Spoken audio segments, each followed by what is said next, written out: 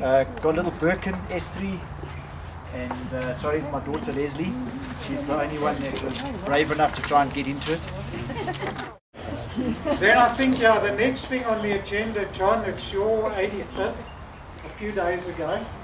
Wow. I think we'll ride soon after. Right, many years ago, I was 8. Oh, were? And we were very poor. My father, he was also very poor. And he knew a bit about motor cars. He'd been in the war, and he'd been servicing tanks, so he knew about petrol engines and gearboxes, and so he knew about cars. And we had a neighbour who lived down the road who had an Austin 7. We didn't know anything about cars. So he, if anything went wrong with it, if it needed service even, he came to my father and said, could you do what was necessary? So he did.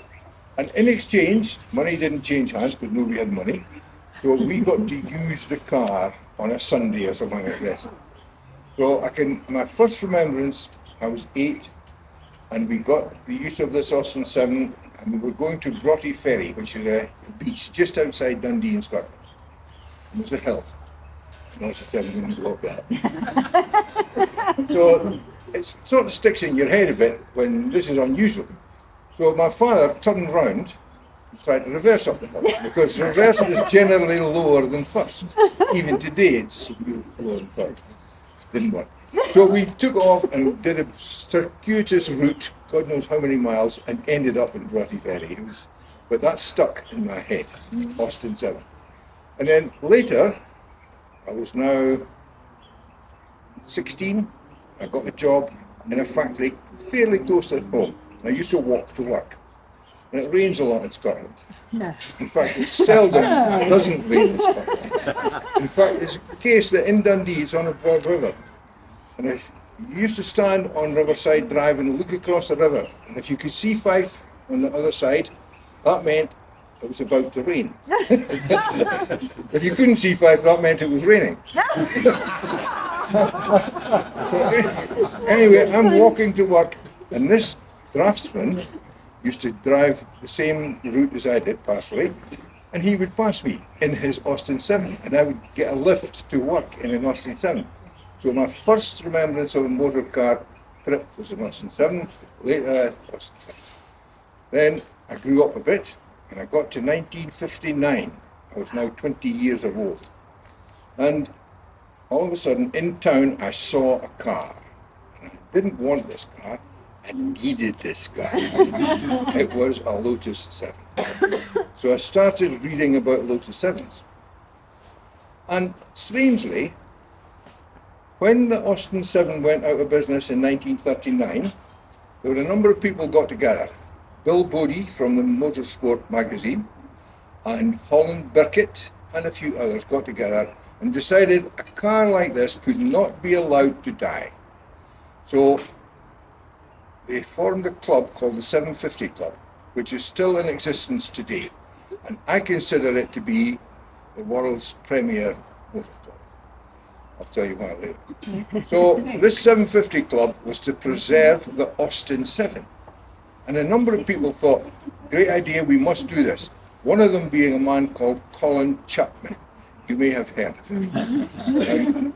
He built an Austin 7 Special, and it went very well. And people wanted to buy it from him, so he sold it and made a profit. That was Chapman. He was a real spiff. If there was money around, he wanted it. So he sold the car and made a profit. So he built another one and incorporated some new ideas. And people were queuing up to buy this one. So he sold it and made a profit. Then he built the third one. And there were so many people in the queue that he decided to build a series of them. So he got his friends together in his dad's shed, the garage shed behind his pub.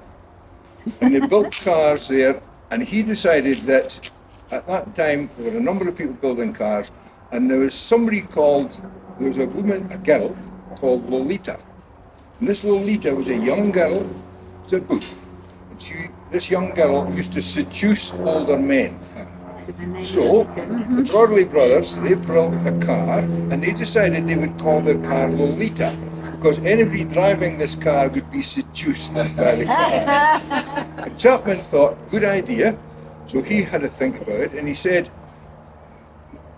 in legend, people who eat the lotus flower go into ecstasy. Aha. My car, anybody who drives it is going to go into ecstasy. So he called his car the Lotus. So, and there were other people who did similar things. There was one man built a car which he called the Dratsab. It gave him a lot of trouble when he was building it. I'm going to spell it for you. D-R-A-T-S-A-B. You got that? D-R-A-T-S-A-B. Just turn it backwards and you'll see why he called it Dratsab. He was a bit of a bastard. Anyway, they were all calling their cars things. So his series of cars were the first cars to be called Lotus. They were actually the Lotus 3, and all based on Austin 7s. So I thought this Lotus 7 that I had seen filled all the boxes. It was a car that I really fancied. The appearance and the noise and everything was great. And it was based on Austin 7s, which I had this affinity for. So that's where the Lotus name came from. And that's where the Lotus came from, Austin 7s. I've started with Lotus 7s in 1976. What happened was my son was riding MX. And we went to Lichtenberg. And Lichtenberg, inside the car track, was a motocross track. So he rode MX. And in that race, on the outside the track, was a Lotus 7. And that was the first one I'd seen in South Africa. I came here in '64. This was the first one I'd seen in Angar in South Africa. So I phoned the sports car club on the Monday, asked them whose car it was, went to see the bloke and said, I want to buy your car. And he said, it's not for sale. So I got in touch with Howard Robinson. Howard Robinson said, there's a man in Rudaport got a Lotus 7 for sale. So I went there and bought his Lotus 7. And I've been 1 week without a Lotus 7 since 1976. Sorry, John, was that a 57 or a hand-built replica? It was a factory 7. Okay. And I bought that car. Series 1? Series 2. I had a Series 1 nose, strangely. The Series 1 nose was made of aluminium, whereas the later ones were fiberglass. So this was a 2, but it had a 1 nose. But the egg box crate grill, all the wires, it didn't have the 7 slats. I don't know if anybody's noticed, an original Lotus 7 has 7 slats on its radiator grill. Just a point of interest. Anyway, that got me into Lotus 7s and got me into racing, and I thoroughly enjoyed my Lotus racing. It was fantastic. I would take on anybody, and at that time I decided that the Lotus 7 wasn't really a car. It's actually, now you're going to think about this later, it's actually a time machine. Because I am 85, and I'm quite happy to get into my Lotus 7 now, which I've still got, and I've become 19 again. I'm prepared to take on every boss at the robots. He's got a race on his hands, and so it's not a car, it's actually a time machine. And I think people here who have 7s in particular, but all Lotuses, Chapman knew something that other people didn't know. And his concept of life, actually, he said, simplicate and add lightness. Simplicate, there's no such word. Well, there is a word, complicate. And simplicate would be the opposite of complicate. So he said, simplicate and add lightness. The simpler it is, the less likelihood there is of it breaking down. And the less, if it doesn't break down, there's a good chance you're going to finish a race. That's a good start to your racing career.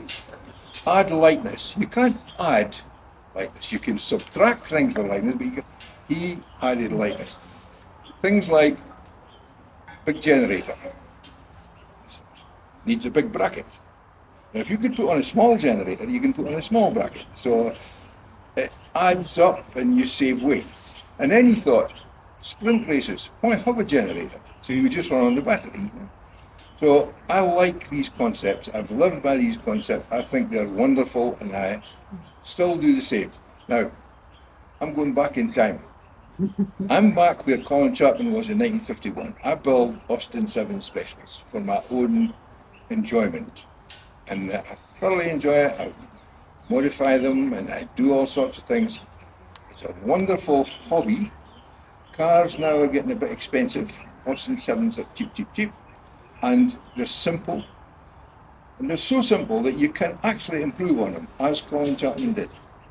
So I would recommend anybody who is needing it, getting near retirement and is looking for a hobby, Austin 7s. That's the way to go. It keeps you very well occupied. Anyway, where did the Lotus Register come from? Howard Robinson started a club round about 1978. It's round about there.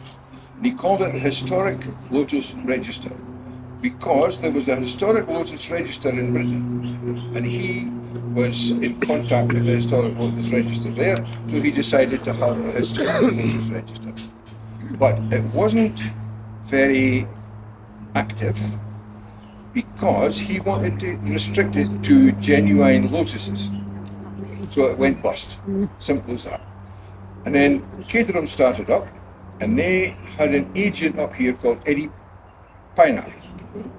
He was agent for a short while, and then Roger Pierce became the agent for Perkins up here, and he had an 1100cc Lotus 7, and it went very well. And he was also an MG man, that was his business, MGs. So there's a man in the MG club called Ezra Martin. He lives in Benoni, had a farm, and he invited all the clubs, Samca clubs, to go to Benoni and have this gymkhana come autocross, come all sorts of things. And they took the entries, and they took money for entries. And Roger Pierce went with his 1100 Birkin, and they took his money and allowed him to enter. And then he cleaned up, and they wouldn't give him the prize, because he wasn't a member of a Samca affiliated club. Bad losers. So that got up my nose more than a little bit. So I put an ad in the Star and said, anybody who's interested in Lotuses, if you've got a Lotus, if you've got a replica Lotus, if you're building a Lotus, even if you just read books about Lotus, get in touch. And they met at the Jimmy Hall Transport Museum, and there's Yanni van Aswijk. He came to that original meeting at the Jimmy Hall Transport Museum. So you had to have 50 members to be a member of Samca. We had 50 members within 1 week. Then we started having gymkhanas and autocrosses, hill climbs, and all sorts of things. And the Lotus 7 cleaned up everything. And one time we went to the premier Southern African gymkhana. It was held by the Alpha Club. And the Alpha Club invited all the Samca clubs, and everybody went to the casino down there, and we got sponsored accommodation, and they gave us room, they gave us a venue for the prize giving dinner and all sorts of things. And this is the bit that really pleases me. Several of the women, wives of the drivers, had become interested as well. So they formed a ladies' team. Lorraine, and there was Vibeke, a girl called Vibeke, and Zez Kane, and there were various women. You needed a 3-person team. So the Lotus Club went, entered 3 men, and entered 3 women. So we came first, second, third men, first, second, third women, and won the team prize. So many prizes that the organisers, seeing all this going on, they brought an extra table and put it beside us to put the cups on. There wasn't room on the table for cups. And if you won, or you came second or third, you got money. But it wasn't money, it was casino money. So I gave Jean all my money that I got, and she went away and became a gambling. It was terrible. But anyway, the Lotus Club was formed because the MG Club wouldn't give Roger his prize. There we go. We had to have the Lotus Club, and what you've got now. And I've seen a lot of clubs, and I think in South Africa, the Lotus Club has achieved a status pretty nearly what the 750 Club did in Britain. There can't be many clubs that have got their own racing series. They have their long distance runs, and they have the noggins, and it's a fantastic club. And the membership is full of people who know a lot about Lotus Sevens, and strangely, they share what they know. That's kind of unusual in this world. So, it's been in existence a long time now. Until it started in 85, I can't remember the year, but it was 85. So we've been in existence, what was that? 50 years? 49. 49. So 50 years next year. 50th year celebration. So I hope it goes on from strength to strength and stays around another 50 years and continues having turnout to noggins like you've got here. Thank you very much. Thank you, John.